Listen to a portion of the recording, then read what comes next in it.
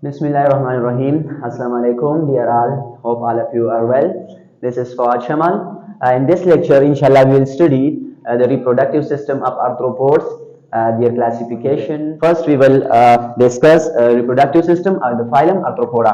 अगर हम आर्थ्रोपोड के रिप्रोडक्टिव सिस्टम को देखें तो फर्स्ट पॉइंट हम इसमें लिखेंगे कि आर्थ्रोपोड्स में सेक्सेस सेपरेट होते हैं. First point is sexes are separate.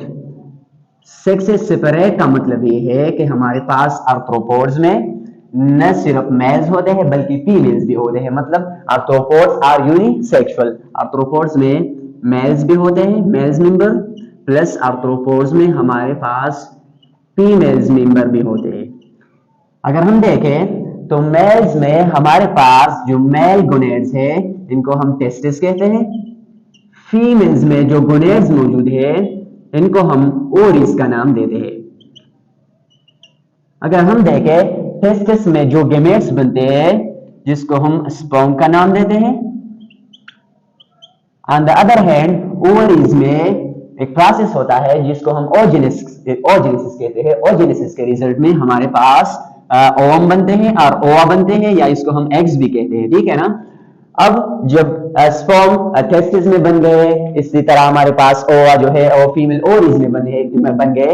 इसके बाद हमारे पास ये जो स्पर्म और ओवम है ये आपस में मिलते हैं, इनकी फ्यूजन हो जाती है. इस प्रोसेस को हम फर्टिलाइजेशन का नाम देते हैं. ठीक है ना. स्पर्म और ओवम जब फ्यूज होते हैं, this process is known as fertilisation.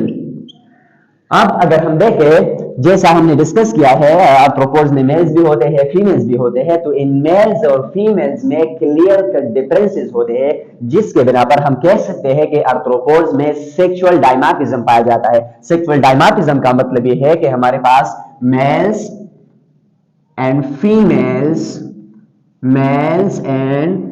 Females have clear cut differences.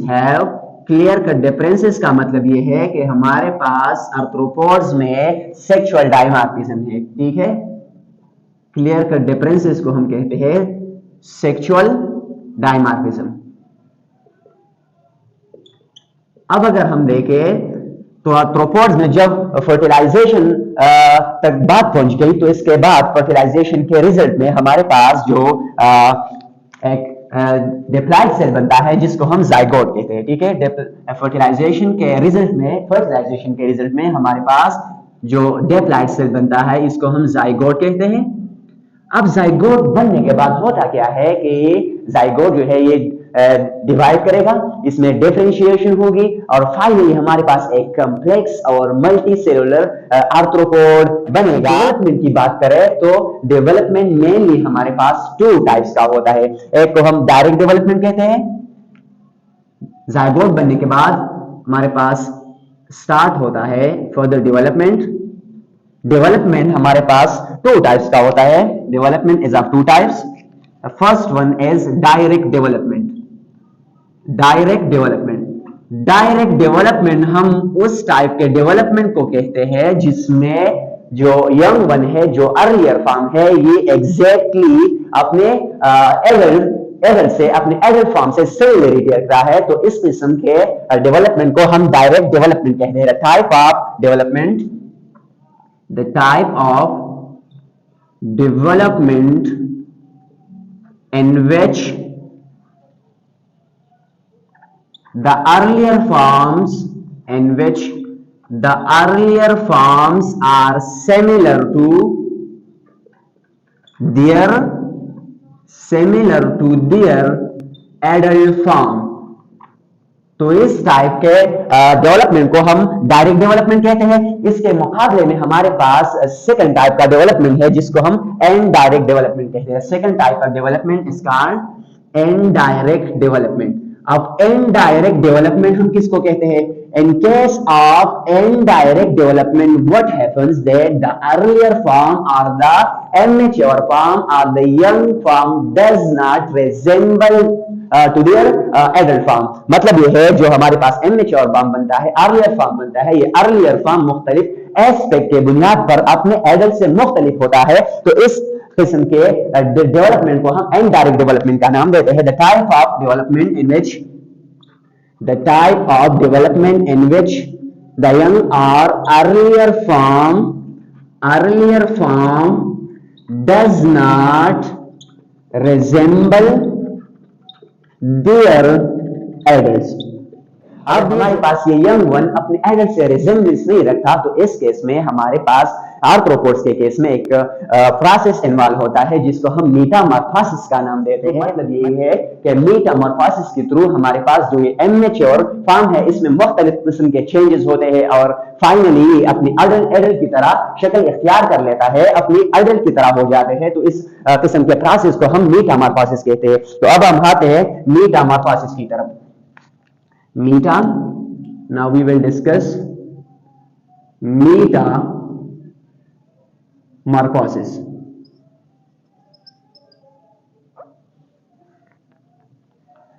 अब अगर हम इस मेटामॉर्फोसिस लफ्ज के माने को देखें, मीटा का मतलब है हमारे पास चेंज, मॉर्फ का मतलब है फॉर्म एंड सेस का मतलब है प्रोसेस और कंडीशन। अगर हम इस लफ्ज मेटामॉर्फोसिस को डिफाइन करें तो हम इस तरह डिफाइन करेंगे, Metamorphosis is a process in which the earlier और इमेच्योर फॉर्म और larval form transforms into an adult form. हम इस तरह डिफिनेशन लिखेंगे, it is a process in which the immature form after a series of changes transforms into an adult form। इस process को हम Metamorphosis को हम इस तरह भी डिफाइन कर सकते हैं, metamorphosis is a process in which changes takes place after the fertilisation till the formation of an adult. हम इस तरह भी डिफाइन कर सकते हैं, fertilisation is a process in which a series of changes take place after fertilization till the formation of an adult। तो दो तरह से हमने टर्म फर्टिलाइजेशन को डिफाइन करके लिख लिया। अब अगर हम देखें तो मोस्टली आर्थ्रोपोड्स में जो यंग फॉर्म है जब ये एग से हैच हो जाते हैं तो मोस्टली केसेस में हमारे पास ये जो अर्लियर फॉर्म है, ये जो इमेच्योर फॉर्म है, ये बिल्कुल अपनी जो एडल्ट फॉर्म है उससे रिजेम्बलेंस नहीं रखता। तो इस केस में फिर आर्थ्रोपोड्स में मुख्तलिफ किस्म के चेंजेस होते हैं जिसको हम मेटामॉर्फोसिस कहते हैं और मेटामॉर्फोसिस के थ्रू ये जो इमेच्योर फॉर्म है ये अपनी एडल्ट फॉर्म इख्तियार कर लेता है। अब अगर हम देखें तो जब हम आगे मेटामॉर्फोसिस की मैकेनिज्म को स्टडी करेंगे तो इसमें हमारे पास एक टर्म आता है जिसको हम माउल्टिंग कहते हैं। मेटामॉर्फोसिस को हमने अभी तक डिफाइन किया है, आपको समझ में आया होगा, लेकिन इसके साथ एक और टर्म है जो हम आगे मेटामॉर्फोसिस में इन डायग्राम में डिस्कस करेंगे, इसको हम माउल्टिंग कहते हैं। अब हम आते हैं माउल्टिंग की तरफ जिसको हम एक्डाइसिस भी कहते हैं। अब ये माउल्टिंग या एक्डाइसिस क्या है? अगर हम देखें तो हमारे पास जो आर्थ्रोपोड्स है, आर्थ्रोपोड्स में एक आउटर कवरिंग होता है जिसको हम क्यूटिकल कहते हैं। ये क्यूटिकल जो है इसको हम एक्सोस्केलेटन भी कहते हैं और ये एक्सोस्केलेटन या क्यूटिकल काइटिन से बना होता है। ठीक है, अगर हम देखें केमिकल कंपोजिशन, ये काइटिन से बना होता है। काइटिन के अलावा हमारे पास पॉलीपेप्टाइड्स भी मौजूद होते हैं। अब ये एक्सोस्केलेटन या क्यूटिकल काम क्या करता है, हमने पहले डिस्कस किया हुआ भी है। ये एक्सोस्केलेटन आर्थ्रोपोड्स को प्रोटेक्शन प्रोवाइड करता है।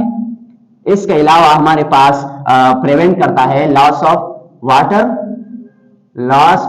वाटर और तब हमने डिस्कस भी किया था कि ये साइट प्रोवाइड करता है फॉर मसल अटैचमेंट। अब जो मसल अटैचमेंट, अब ये जो क्यूटिकल है, ये एक्सोस्केलेटन है, ये बड़ा टफ होता है, ये सख्त होता है।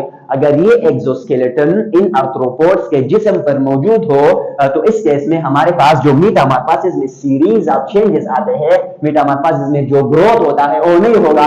तो इस मकसद के लिए जरूरी है कि जब हमारे पास मेटामॉर्फोसिस हो रहा हो, सीरीज ऑफ चेंजेस हो रहे हो, ग्रोथ हो रहा हो, तो इस केस में ये आर्थ्रोपोड्स करते क्या है कि टाइम आफ्टर टाइम ये अपने एक्सोस्केलेटन को रिमूव कर लेते हैं, शेड कर लेते हैं। इस प्रोसेस को हम माउल्टिंग कहते हैं और मकसद सिर्फ माउल्टिंग का ये है कि जो ये चेंजेस है, जो ये ग्रोथ है जो मेटामॉर्फोसिस में हो रहा है, इसको एक्डाइसिस की थ्रू फैसिलिटेट किया जा सके। अगर ये क्यूटिकल एक्सोस्केलेटन इनके जिस्म पर मौजूद हुए बड़ा सख्त होता है, टफ होता है, तो इस केस में जो चेंजेस हमारे पास होते हैं मेटामॉर्फोसिस में, जो ग्रोथ होता है और इस केस में पॉसिबल नहीं होगा। तो जब हमारे पास मेटामॉर्फोसिस हो रहा हो, मेटामॉर्फोसिस के साथ साथ time after time these arthropods will shed their exoskeleton and this process is known as molting। अब हम अगर देखें तो आर्थ्रोपोड्स को मेटामॉर्फोसिस के बेस पर 3 ग्रुप्स में डिवाइड किया गया है। फर्स्ट हमारे पास ग्रुप है ametabola, the second one is hemimetabola and the third one is holometabola. The